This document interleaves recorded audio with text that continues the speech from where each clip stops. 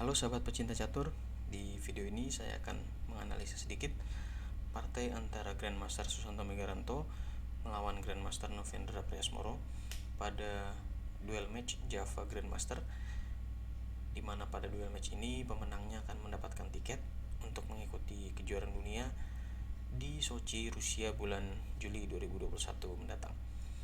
Partai yang akan saya analisa di video ini adalah partai pada game pertama, di mana Grandmaster Susanto memegang buah putih, sedangkan Grandmaster Novendra memegang buah hitam. Baik, tanpa berlama-lama langsung saja kita masuk ke partainya. Oke, di partai ini Grandmaster Susanto memilih untuk mengawali pembukaannya dengan langkah E4, kemudian hitam jalan C5. Ya, C5 ini jelas ini merupakan pertahanan Sisilia, dan Sisilia ini merupakan salah satu pertahanan andalan dari GM Novendra. Kemudian di sini putih melakukan langkah B3. Nah, B3 ini memang bisa dibilang bukan mainline ya. Jelas mainline-nya di sini putih biasanya kuda F3, D4 dan atau mungkin kuda C3 yang varian tertutup atau close. Dan B3 ini bisa dibilang ya cukup jarang dimainkan. Tapi meskipun langkah B3 ini bukan langkah mainline, tapi menurut saya ini merupakan hasil dari persiapan atau prepare dari putih ya, dari GM Susanto untuk ya menghadapi pertahanan andalan dari hitam. Oke, dan di video ini saya tidak akan fokus untuk membahas opening lebih dalam, tapi saya akan lebih fokus membahas di middle sampai ke end game. Jadi saya akan mencoba lebih cepat pada fase opening.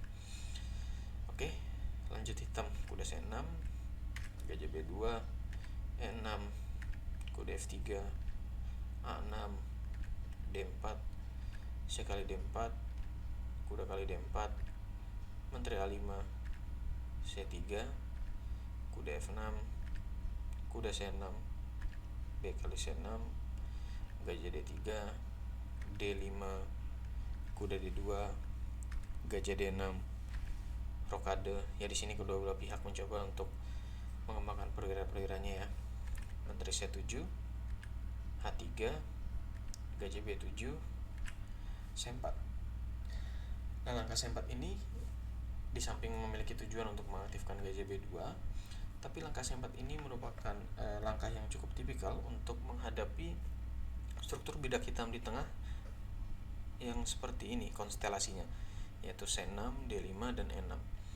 Biasanya putih memang membentuk pionnya itu di C4 dan E4, jadi untuk menambah pressure atau menekan bidak hitam di D5 yang mungkin sewaktu-waktu ke depannya bisa putih melakukan pertukaran jika itu menguntungkan ke depannya, misalnya untuk menjadikan pion isolasi, tapi bukan untuk langsung dimakan ya, hanya untuk membuat pressure saja di bidak D5. Karena di sini jika hitam yang melakukan pertukaran, kayak contohnya kuda kali 4 misalnya, putih kuda kali 4, gajah kali 4, dan di sini menurut saya pertukaran ini menguntungkan putih karena struktur bidaknya jelas lebih bagus ketimbang hitam. Ya, hitam ada sementara dari bidak di C6, bidak lemah ya, di samping buah putih gajahnya ini menjadi aktif, tapi secara struktur di sini lebih menguntungkan putih. Jadi biasanya di posisi ini hitam yang tidak mau melakukan pertukaran. Oke, lanjut di sini Novendra melakukan benteng D8 ya, jelas dia tidak mau menukar. Menteri E2. Nah, angka menteri E2 ini jelas ya ancamannya, selain menteri E2 ini untuk perkembangan, tapi juga ada ancaman di langkah selanjutnya, itu langkah E5. Dan juga langkah menteri E2 ini sekaligus mengeker raja hitam di E8 ya, karena rajanya ini dia belum rokade. Nah, di posisi ini sebenarnya ini posisi yang ya bisa dibilang cukup krusial untuk hitam, karena di sini hitam harus membuat keputusan untuk mengantisipasi ancaman putih, yaitu E4 E5 ini. Karena di sini ya bisa dibilang ya cukup sulit juga untuk kita melakukan keputusan, karena misalnya seperti tadi, misalnya ini langkahnya makan di E4 ya, kurang lebih sama seperti tadi, kuda kali 4, kuda kali 4, gajah kali 4, dan lagi-lagi menurut saya di sini strukturnya menguntungkan bagi putih. Kemudian misalnya si hitam di sini langkah E5, menurut saya 5 ini juga cukup beresiko, karena lagi-lagi karena rajanya di tengah dan E5 ini bisa menjadi sasaran serangan, kayak contohnya misalnya C kali D, benteng AC1 ya. Buah putih cepat sekali aktifnya dan banyak kelemahan di sisi hitam A6 dan E5 ini jelas. Oke, misalnya di langkah menteri A5, putih di sini ada E kali D5 dan ya semua pelurunya terbuka. Bidak E5 ini raja masih di tengah, itu menjadi problem. Jadi langkah E5 ini menurut saya juga kurang bagus dan menguntungkan putih lagi-lagi. Oke, jadi di posisi ini hitam itu menemukan langkah yang cukup menarik untuk mengantisipasi ancaman putih, yaitu di sini hitam jalan D4. Ya jelas ya, bidak D4 ini nggak bisa dimakan karena misalnya dimakan, hitam ada gajah H2, selanjutnya gajah putih akan dimakan karena tidak terjaga. Oke. Ya di langkah D4 ini putih jalan kuda F3, hitam melakukan E5. Nah, menurut saya ini di posisi ini merupakan critical moment pertama yang dimiliki oleh putih. Kenapa demikian? Karena kalau kita perhatikan posisinya, setelah langkah hitam D4 E5 ini, struktur bidak di tengah ini menjadi lebih tertutup. Dan karena struktur bidak ini lebih tertutup, bisa kita lihat struktur bidak ini membatasi pergerakan buah-buah putih. Contoh gajah di B2 ini tertutup karena diagonalnya ini tertutup oleh bidak D4 E5. Gajah putih di D3 juga terhalang oleh bidaknya sendiri. Dan kuda putih di F3 menurut saya ini masih belum menempati petak yang baik dan masih sulit untuk mencari kaki. Sedangkan hitam di sini menurut saya plannya gampang, bisa dengan kuda D7, kuda C5 lanjut mungkin A5-4, atau cukup dengan langkah C5 mengaktifkan gajah di B7. Jadi kalau posisinya ini dimainkan selanjutnya dalam posisi tertutup, menurut saya cukup menguntungkan untuk hitam. Nah, pada momen seperti ini putih menemukan taktik kecil ya untuk keluar dari struktur bidak yang tertutup ini, dan langkahnya adalah gajah kali D4. Ya mungkin dari penilaian melalui komputer atau melalui engine, di sini lebih baik kuda kali D4 ya, dengan alasan karena dia memiliki dua gajah mungkin yang lebih kuat. Tapi kalau pada prakteknya ini mungkin nggak terlalu berpengaruh. Ini masalah preferensi aja, mungkin ada yang lebih suka memelihara kuda, ada yang lebih suka memelihara gajahnya. Dan di sini putih, James Susanto memutuskan untuk mengangkat gajah kali D4. Nah, kenapa tadi saya bilang posisi ini adalah critical moment atau momen kritis? Karena langkah kombinasi gajah kali D4 atau kuda kali D4 ini hanya bisa dijalankan pada momen ini saja. Jika momen ini dilewatkan, taktis tersebut baik gajah kali D4 atau kuda kali D4 sudah tidak berlaku lagi. Oke, contohnya di sini putih jalan benteng F1 misalnya, langkah normal. Ya setelah hitam di sini langkah C5, taktis makan D4 ini udah nggak berlaku lagi. Dan ya seperti tadi, putih akan bermain pada posisi atau struktur pion yang tertutup. Dan ya lagi-lagi jelas ini tidak menguntungkan bagi putih. Makanya jadi harus hati-hati kalau kita di sini memiliki momen untuk melakukan suatu keputusan atau decision. Maksimalkan kesempatan itu dengan baik, karena bisa saja itu momennya hanya berlaku pada saat itu aja. Dan kalau tidak dimanfaatkan, bisa saja momen itu akan hilang dan ya jelas akan merugikan kita. Oke, baik, sekarang kita lanjut. Gajah kali D4, kali D4, E5. Ya, jelas pasti terusannya untuk karena ada garpu di E5. Gajah kali E5. Nah, pada momen ini menurut saya lagi-lagi James Susanto melakukan langkah yang sangat baik, dan ini merupakan hasil baik dari kalkulasi dan pastinya ini dari hasil pemahaman posisi yang dalam. Langkahnya itu adalah benteng F1. Jadi bisa dilihat kalau di sini putih menunda untuk memakan gajahnya dengan ide nanti setelah pertukaran, misalnya menteri kali E5 terjadi pertukaran akan dimakan oleh benteng. Pertanyaannya pasti apa bedanya kalau misalnya dimakan langsung, ya kan? Oke. Misalnya putih di sini makan langsung dengan menteri kali E5, menteri kali E5, kali E5. posisi ini kira-kira hitam akan menjalankan apa? Saya kasih kesempatan untuk menebak langkah hitam di sini. Ya, oke, kalau sudah, di sini hitam akan melakukan langkah C5. Ya, di sini hitam ada langkah C5 dan dia membuat atau membuka diagonal bagi gajah B7. Jadi gajah B7 ini jadi bernafas lagi, bisa dibilang. Gitu. Ya mungkin kalau dilihat dari penilaian atau evaluasi dari komputer atau dari engine, ini mungkin masih unggul putih, tapi setidaknya beban hitam itu cukup berkurang dan memberi harapan lagi untuk hitam karena perwira-perwiranya bisa bermain lebih aktif. Karena itu setelah gajah kali E5, putih di sini melakukan langkah benteng F1. Nah, nanti akan terlihat perbedaannya. Kenapa kalau misalnya yang nanti makan E5 itu pakai benteng, putih akan lebih baik posisinya. Oke, dilanjut di sini hitam langkah rokade, menteri kali E5, menteri kali E5, benteng kali E5. Nah, sekarang bisa dilihat kalau tadi posisi yang ada di 5 ini ditempati oleh kuda, hitam akan bisa langkah C5. Tapi karena benteng putih yang ada di 5, langkah C5 ini nggak berlaku karena ada benteng yang jagain petak tersebut. Nah, di momen ini juga kalau kita bisa lihat sedikit posisinya, kita bisa nilai, kita bisa bandingkan posisi perwiranya. Oke, kita mulai dari benteng dulu misalnya.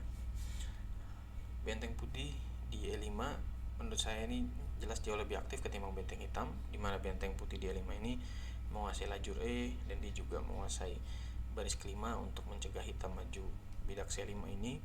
Sedangkan benteng hitam di D8 ini dia hanya pasif menjaga bidak di D4. Kemudian perwira yang lain misalnya gajah, ya jelas di sini dia lebih punya nafas ketimbang gajah hitam di B7, masih belum ada diagonal, sementara gajah putih punya diagonal dan juga dia bertugas untuk memblok pion D4 hitam. Kemudian dari sisi kuda, bisa dilihat kuda di F6 hitam ini masih belum ada tempat yang pas, belum ada petak yang pas dan belum punya kaki untuk mencari petak bagi kudanya. Dan oke, mungkin putih juga belum menempati petak yang maksimal untuk kudanya, tapi setidaknya kuda putih di sini memberikan tekanan pada bidak hitam di D4. Oke, jadi sampai saat ini bisa dibilang bahwa putih sudah mencapai titik keunggulan. Nah, pertanyaannya adalah gimana cara merealisasikan keunggulan ini menjadi kemenangan? Nah, karena biasanya ini menjadi problem yang dimiliki para pecatur juga. Rata-rata sering mendapatkan posisi unggul, tapi sering juga hasilnya pun nggak menang gitu. Jadi di part ini kita bisa belajar bagaimana sih kita bisa step by step merealisasikan keunggulan itu menjadi kemenangan. Oke, di sini lanjut benteng F8, benteng kali E8, kuda kali E8. Nah, lagi-lagi di momen ini putih melakukan langkah yang sangat baik. Bisa dicoba tebak dulu kira-kira apa langkah dari putih. Oke, baik, kalau sudah akan saya lanjut. Ya, di sini langkah putih adalah C5. Dan menurut saya ini langkah yang sangat baik. Kenapa? Karena yang pertama selain dia membuka diagonal baru untuk gajahnya, tapi langkah C5 ini dia itu mencegah hitam untuk maju C5 dan lagi-lagi mencegah hitam untuk mengaktifkan gajah hitam di B7. Dan di samping itu dengan pencegahan hitam menjaga melakukan C5, bidak di D4 ini tetap menjadi pion lemah. Kenapa? Karena bidak hitam di C6 ini nggak jadi bisa jagain bidak D4 ini di C5. Jadi langkah C5 ini merupakan langkah yang sangat baik. Oke, dilanjut kuda C7, gajah C4, ya tujuan benteng D1 dan ya terus mengaktifkan buahnya. Hitam di sini langkah gajah E6 dan di sini putih melakukan gajah kali E6. Ya, bisa dilihat di momen ini bahwa putih di sini mengambil suatu keputusan yang sangat krusial. Kenapa? Karena di sini putih melakukan pertukaran. Kenapa bisa dibilang krusial? Karena pertukaran di endgame ini bisa dibilang cukup tricky. Memang penyederhanaan buah ini bisa memudahkan kita untuk lebih gampang lagi lah merealisasikan kemenangannya. Tapi di sisi lain itu juga bisa memudahkan lawan untuk dia juga mencapai atau ya mencapai titik keseimbangan atau menjadi seimbang maksudnya. Jadi harus hati-hati melakukan pertukaran karena itu bisa menjadi bumerang jika kita tidak mengkalkulasi atau kita tidak mempertimbangkan pertukaran itu dengan matang. Dan saya yakin pasti pertukaran yang dilakukan ini itu hasil dari kalkulasi, pemahaman posisi yang sudah dipikirkan baik-baik sehingga berani melakukan pertukaran ini. Oke, lanjut. F kali 6, benteng D1, D3, kuda E1. Ya, jadi ini pasti sudah hasil kalkulasi dari pertukaran sebelumnya ya. Putih sudah yakin bisa mendapatkan bidaknya hitam yang ada di D ini. Oke, hitam langkah E5. Ya, karena di sini hitam sudah tidak ada cara lagi untuk menjaga bidak, jadi di sini hitam berusaha untuk ya bermain lebih aktif, dan mungkin di sini tujuannya adalah untuk mengaktifkan rajanya ya ke F7, ke E6 dan seterusnya. Oke, lanjut. Benteng kali D3, benteng kali D3, kuda kali D3, raja F7. Ya, di sini bisa dibilang salah satu usaha yang cukup baik ya dari hitam, karena secara materi sudah kalah satu bidak, dan satu-satunya harapan hitam untuk mendapatkan mungkin komplikasi atau ada kans itu dengan bermain aktif. Apalagi di endgame, raja ini menjadi perwira yang bisa dipakai untuk menyerang, bukan lagi perwira yang dijaga biasanya kalau di endgame. Jadi mungkin dilihat secara engine, lagi-lagi ini akan mempermudah Putih untuk mendapat kemenangan karena jadi lebih banyak lagi dapat pion, tapi secara praktik ini nggak begitu mudah. Oke, lanjut. Kuda kali 5, raja E6, kuda C4, raja D5. Ya, bisa dilihat raja hitam di sini sudah cepat ya aktif. Ketimbang raja putih yang masih di petak G1 ini masih kalah perkembangannya dari raja hitam. Tapi di sini lagi-lagi yang memang problem dari mungkin dari langkah-langkah awal, yaitu adalah gajah hitam di B7. Sampai sekarang gajah ini masih belum aktif. Oke, dilanjut. Kuda D6, gajah A8, dan bisa dilihat posisinya pun malah makin buruk di A8, makin nggak bisa gerak. Jadi ya memang di sini salah satu yang diuntungkan Putih adalah gajah hitam ini sampai sekarang belum aktif.